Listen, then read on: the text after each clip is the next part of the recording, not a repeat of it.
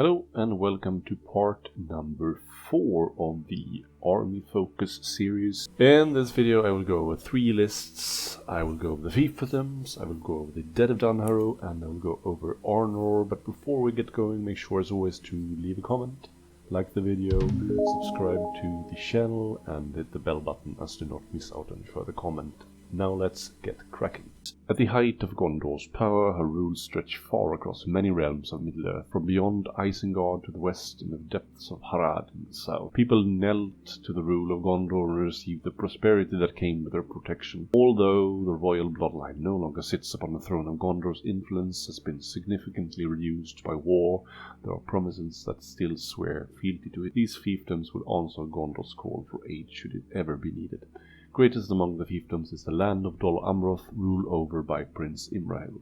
Although the prince holds no rule over the other realms, such is the respect for him that many of the fiefdoms' lords would come to him seeking his counsel and advice. When the War of the Ring comes to Gondor, Imrahil leads his Swan-Helm Knights into battle upon the fields of Pelennor. In fact, it is Imrahil and his Swan Knights that ride out with Gandalf in order to rescue Faramir from the Nazgul, as well as lead Gondor's counterattack against the forces of Mordor. It's a lot of information that we don't get if you only watch the movies, so quite interesting there.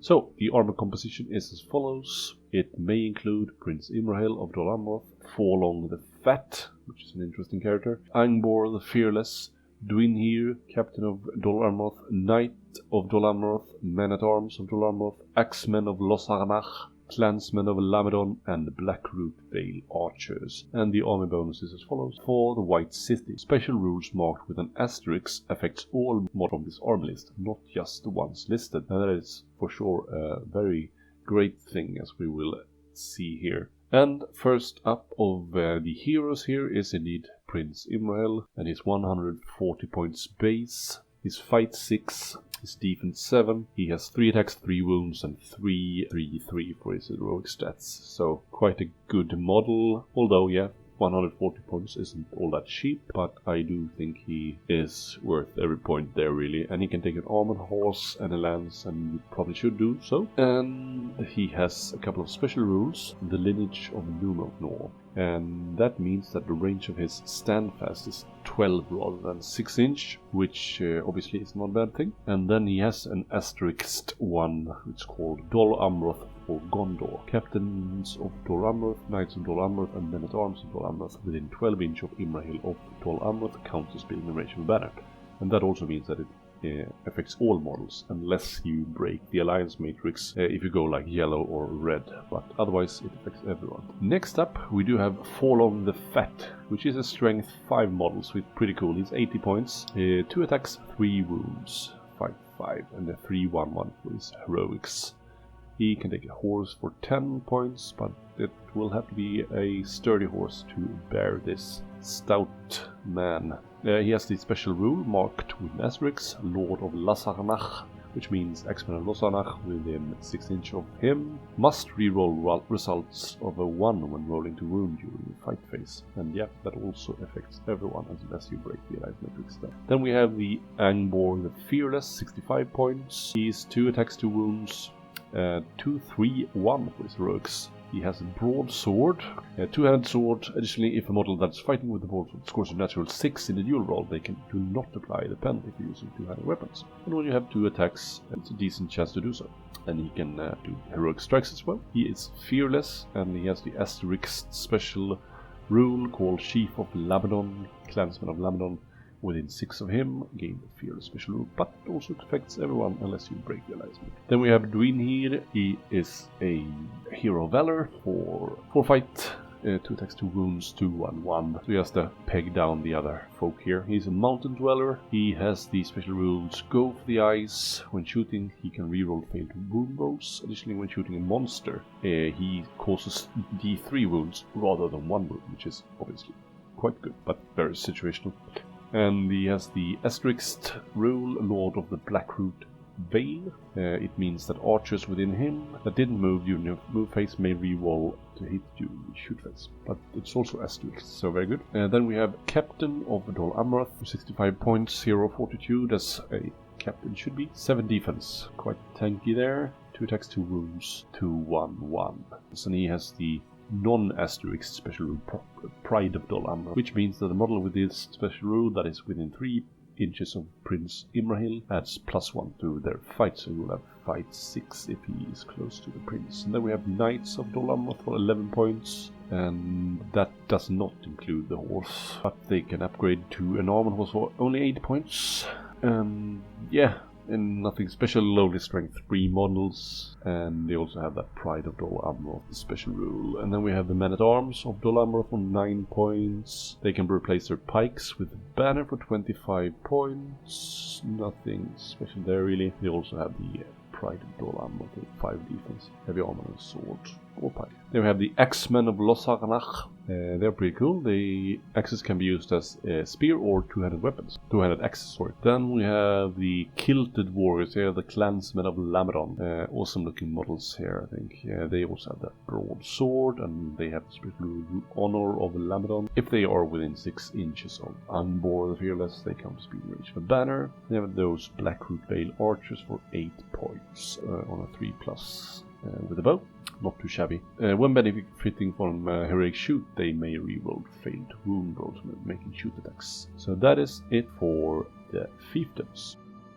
Alright, let's move over to the Dead of Dunharrow. In a time prior to the battles of the Last Alliance in the Second Age, there was a small kingdom that existed within the boundaries of the White Mountains, between Dol Amroth in the south and Calenardon, now known as the Kingdom of Rohan, in the north. Little is known about those that dwelt within this kingdom, save for the fate that befell them. Towards the end of the Second Age, the Kingdom of Numenor sought allies in the war against the Dark Lord Sauron and the armies of Mordor. Isildur, son of the High King Elendil, came to the people of the White Mountains, as he had to many others, in search of their allegiance. There Isildur obtained an oath-sworn promise of aid in the coming wars against the forces of evil. However, when called upon to take up arms in the fight against Sauron, the people of the White Mountains fled, opting instead to entomb themselves within their mountain fortress instead of fulfilling the oath they had sworn to the King of Gondor. Upon this betrayal, Isildur cursed them to wander the hills until the time came that they fulfilled their pledge. Wow! This army may include the King of the Dead, Warriors of the Dead, and Riders of the Dead, so quite a small list obviously. Additionally, a Dead of Dunharrow army list is automatically impossible allies with any force that doesn't also include Aragorn. The armor bonus is as follows. The dead do not suffer the living to pass. The King of the Dead gains the Harbinger of Evil special rule. Additionally, warbands from this army list that contains 8 or more models do not need a hero to be the captain of the warband. Instead, one of the warrior models within this warband takes on the role of the warband's captain for the purpose of deployment. Alright, so let's start with the King of the Dead. He's a hero of valor, although I don't really know what valor exists in him, and before taking up the oath again, I guess. So, he has a fight value of 5, strength 4, defense 8, so that's quite impressive. Only 2 attacks, only 2 wounds, but 7 courage, 1 might, 6 will, 3 fate. He has a plethora of special rules here. He has the Blade of the Dead special rule, he causes terror.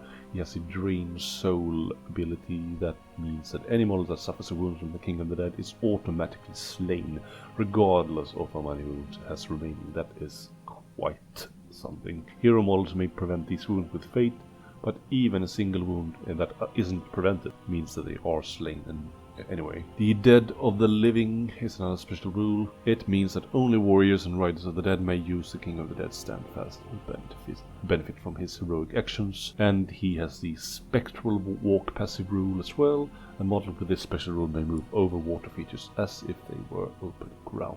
Then we have the Warriors of the Dead of Dunharrow. They are 14 points each, so one of the more expensive infantry you can have. They are fight 3, strength 3, so that's not really impressive. They are 7 defense though, and they have 6 courage. They can take a banner, they can take a shield to buff that defense to 8, and they can also take spears. And they also have the Terror special rule, which is obviously a big part of their expensiveness here. And also that Blades of the Dead. And then they also have that Spectral Walk ability, obviously. Then we have the Riders of the Dead, which is pretty much the same. They are defense 8 base because they have the shield included. They also have the Spectral Steed. Otherwise they are very much the same. They have 6 courage as well. So that's all there is for the Dead of Dunharrow. So let's move over to Arnor. Upon his arrival in Eriador at the end of the Second Age, Elendil founded the kingdoms of Gondor and Arnor. Whilst Arnor is now just a distant memory, her cities and strongholds reduced to rubble, there was a time when Arnor's might was equally measured to that of Gondor before the kingdom was plunged into war and despair.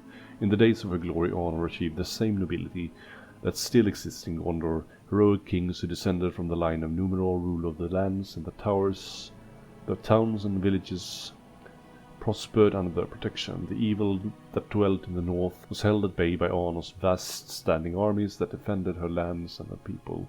It was even said that when united as one under the banner of the king, the armies of Arnor could not be defeated, not even by the combined force of orcs, trolls and evil men. However, fate was tempted and destiny decided to prove otherwise. The army composition is as follows. You can include Arvedui, last king of Arnor.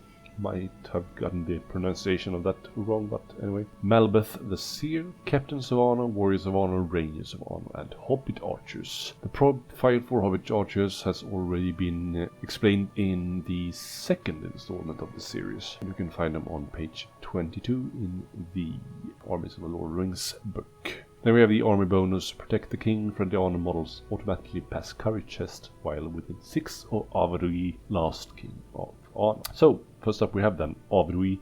He's 80 points and he's a hero of valor.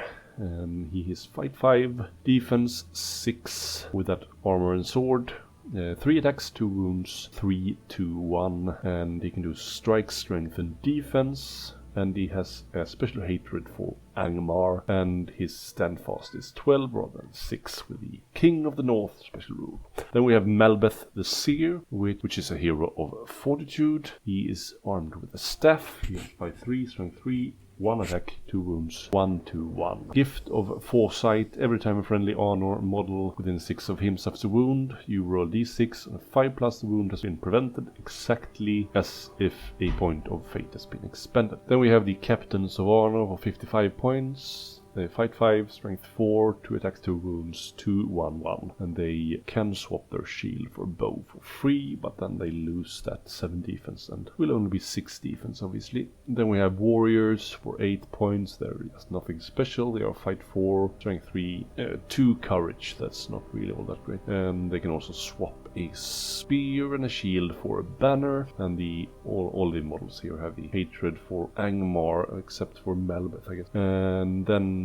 bring up the rear we have the Rangers of Arnor for 8 points. They are fight 4, strength 3, courage 3. So for some reason they have better courage than the infantry, and they can take a spear for 1 point. So that's it for Arnor. Next time we will have a big one for you. We'll go over the Rohan list, so that's quite a fat video just in and of itself, but hope that you enjoyed today's video with these 3 armies here compiled into one video. So getting through this rather quickly. So we have Rohan left, we have the Wildmen of Duradon, Rivendell, Lothlorien, Fangorn, and the Misty Mountains, and the Kingdoms of Khazad-dûm, and the Wanderers in the Wild, and then we are on to the evil forces of the Armies of Lord of the Rings book. So if you've enjoyed this video and the series as a whole, please make sure to subscribe to the page here, leave a comment, and if you're already watching